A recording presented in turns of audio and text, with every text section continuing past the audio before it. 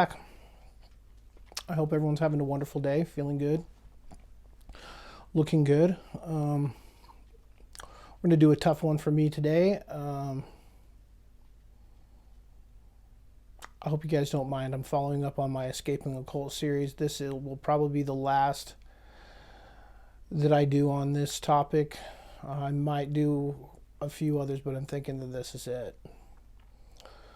So let's get started first and foremost.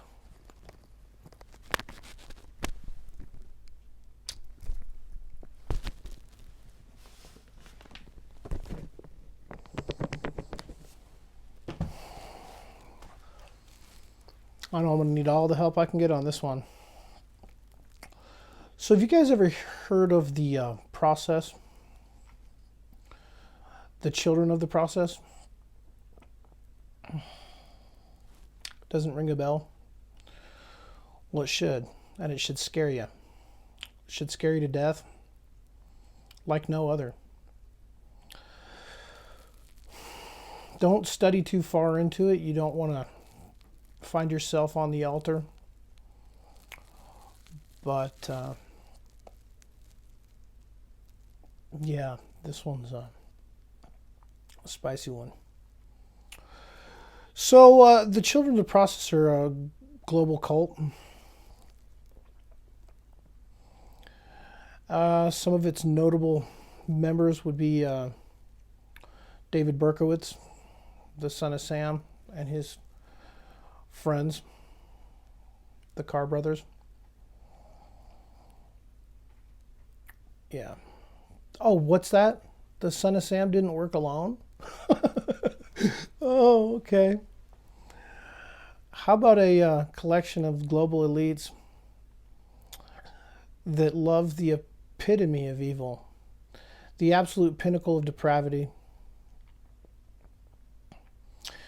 in every tentacle of this depravity, every tentacle, every avenue, no stone unturned. So, you start going down the, let's just use pornography. Starts off simple enough. Well, let's just take your mind as far up as the depravity will go. They're there. Okay. Running the game, and it's an organization, a cooperation,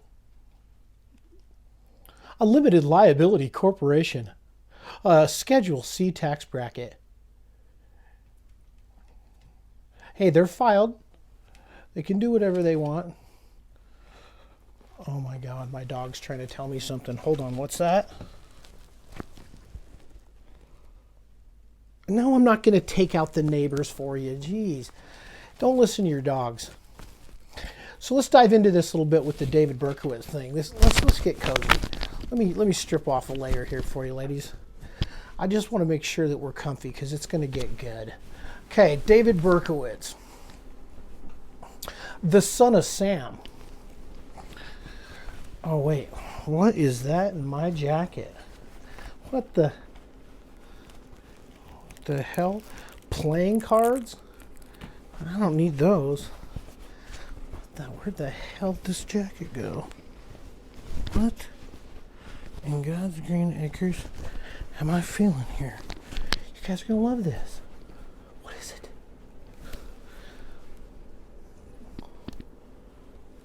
Oh. Oh my me, folks. I haven't seen the suit in a while, but David Berkowitz, the son of Sam. He thought his neighbor's dog, Henry, was talking to him through the wall and telling him to do things like sacrifice blood to him. But the thing about these investigators, there's several really awesome books written.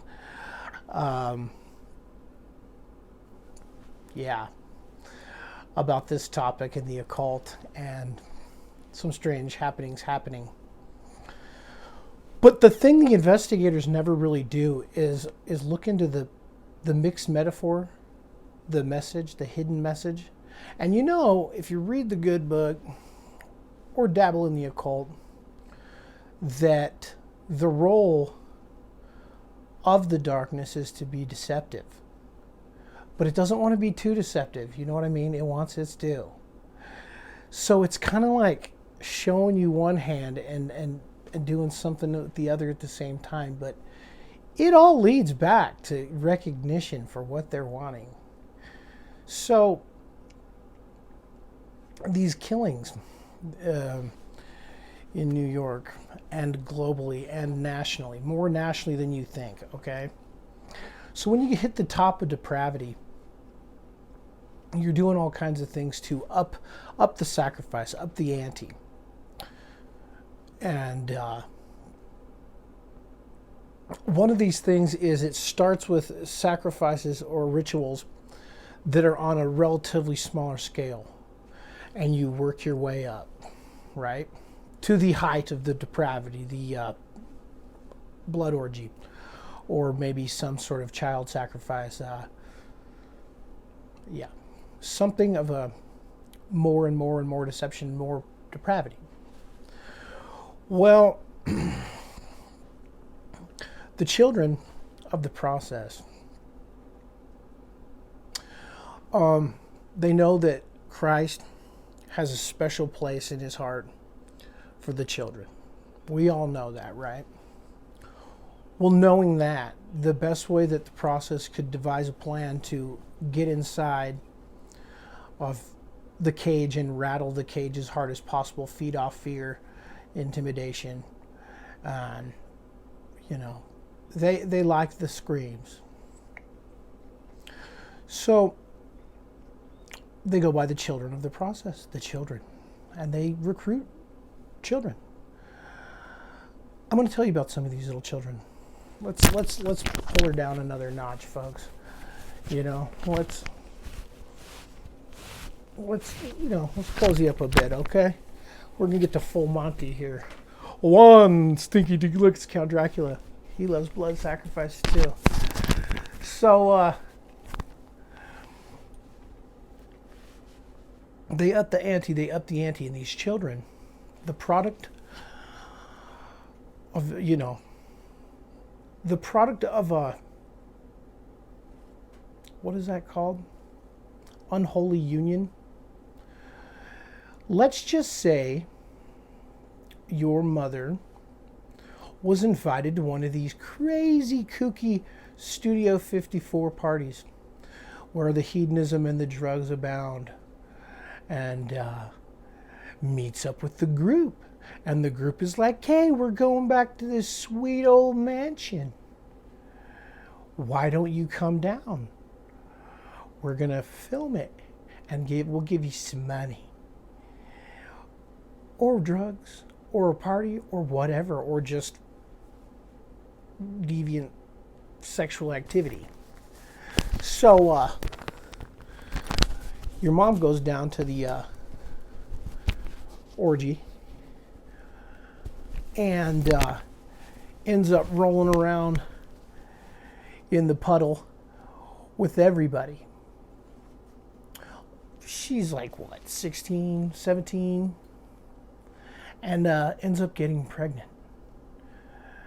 Now, I'm sure in the past, or even still today, this unholy union is looked down on, and you can't readily, as a 17-year-old, 18-year-old young lady, just say, yeah, I was hanging out in the park, and I bumped into these people, and they invited me to these parties because they liked how I looked, said I could be a model.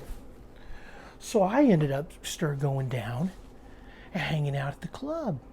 And they had all kinds of drugs and all kinds of fun things. And lo and behold, I went out to the party, but the party got a little bit too crazy. I said stop. They said no. And it was a group, and I remember the cameras on me like freaking alien abduction. And you get knocked up. And now you're packing this child of an unholy union of the process. A throwaway kid, as I like to call him. So did Charlie Manson. Yet another throwaway kid. But anyway, they get in there. You can't tell your parents. You can't really go to anybody, but you are pregnant. And it would be a bigger sin for you to commit the murder than it would be to carry this full term. And due to your guilt and shame of your lack of depravity, you go through with the pregnancy. This young child, this young man grows up, never knows a father, never knows a mother. In David Berkowitz's case, his mom gave him up for adoption, and the Berkowitz ended up adopting him and taking him home. So he never really knew who his people were. But he knew for a fact later in life that the biological parents didn't want, or mother didn't know the father, didn't want him around. Because as he grew, he looked exactly like who maybe the cult leader was, or maybe who the guy wearing Baphomet's head in the orgy was. So, in order to save her soul's salvation and distance herself from the complex post-traumatic stress that would come from something like this, she doesn't want you around. So now you're gone. You're floating on the breeze. And you bump into some people that are hanging out in your neighborhood in the park in Yonkers. And you end up liking their philosophies. You like hanging out with them. And they say, okay, in order to join the fraternal order of the process, you got to start sacrificing the neighborhood dogs. And you got to take at least 2 members with you. So the Carr brothers meet up with David Berkowitz, and they go around looking for a dog, and lo and behold, who was there? The abuser, the user, and the sick individual that inflicted depravity on his 2 sons, the Carr boys, decided to have a dog, Henry. Well, David Berkowitz was tasked with killing that dog and was arrested. His first kind of problem where they kind of were like, hey, you get this dog charge. But they forgot to mention, when he's doing these writings, you have to realize from an artistic standpoint, or from a musician standpoint, or the occult, or any of this, weaving deception into your product, the message, is part of the whole game. It's random acts of organized violence. Okay, so that's the end goal game, but what you're doing is you're trying to sleight of hand and not tell the truth, but tell the truth in a tongue-in-cheek way to support your leader, the bringer of light. So you would tell the police, oh yeah, the dog was talking to me. And the king of Wicker. Now, if you know what I'm talking about in those 2 sentences, maybe you're one of them. How do you know? So David Berkowitz later in life claimed that he wasn't the sole thing. After he found Christianity in Christ and asked for forgiveness and begged for absolution. There you go. Look at the big brain on Brad. So check this out. After he came clean about what had happened, he said he wasn't alone. And then through some detective work, they found out that they couldn't pin him to 4 of them, because there was just no physical way from eyewitnesses seeing David Berkowitz and then seeing the people get shot. The 2 stories didn't match. He couldn't be in 2 places at one time. And so starts this great conspiracy of the process, the children of the process. Charles Manson was supposedly one of these children of the process. His ladies were part of the process, and some of the people he knew, some of the people that he was working with, both inside the pen and outside in the Hollywood Hills, were tied to these people pretty heavy, okay? This is a network of the most depraved stuff you can get your hands on. If you're looking for snuff or child stuff or sacrifice stuff or anything that's on the dark web or anything that you think in your mind is what we try to combat with the light as far as the Holy Spirit. And you can look into that. Crime factories.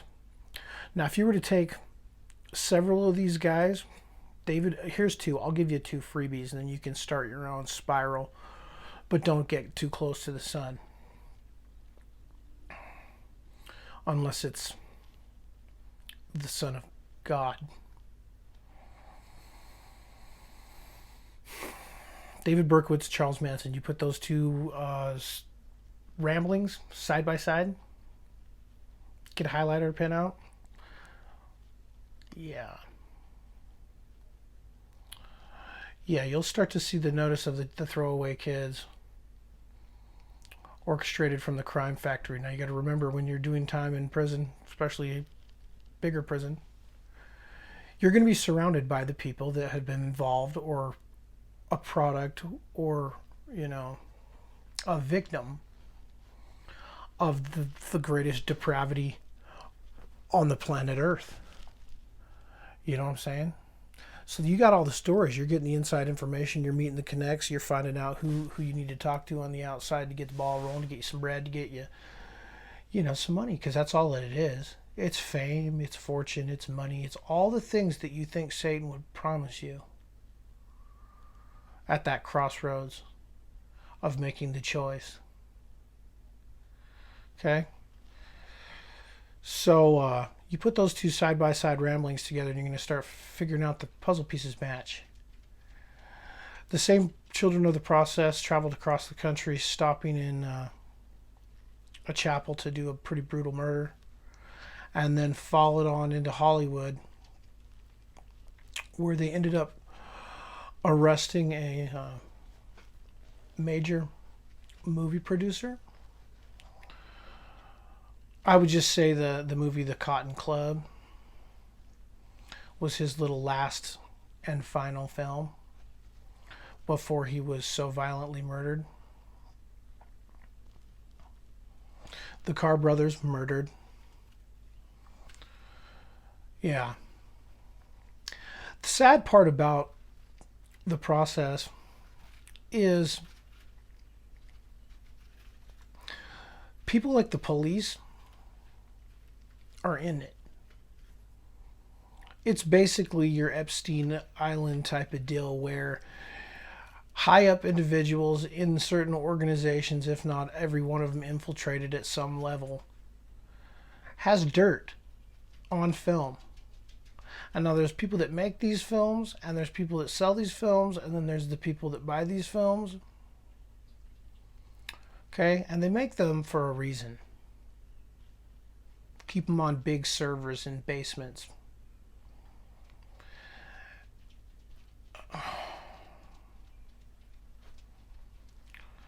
And they have an underworld and a code, and you can look all of this, and I pray to God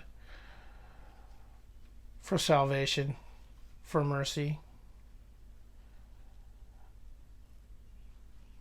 Keep these films. They make these films, and they remove anybody that says anything about these films. Not just films, audio, writings. Okay? And while we're trying to live a normal, simple, peaceful, Christ-like existence, they're out there doing the exact opposite. In order to be a menacing angel, you better be ready to get your hands dirty, because you're going up against the most evil, depraved people on the planet. Are you a menacing angel? Are you a warring spirit? Are you willing to go all the way? We are at war. This is heaven. We are in the Garden of Eden. Go check out the process. It's a pretty cool little cult to sneak into and take a peek. Just don't get too close to the altar. And you know what the best part about the process is? The combustion. It's been real. It's been real fun. It's been fun. Okay, if you guys don't hear from me again, they got a hold of me.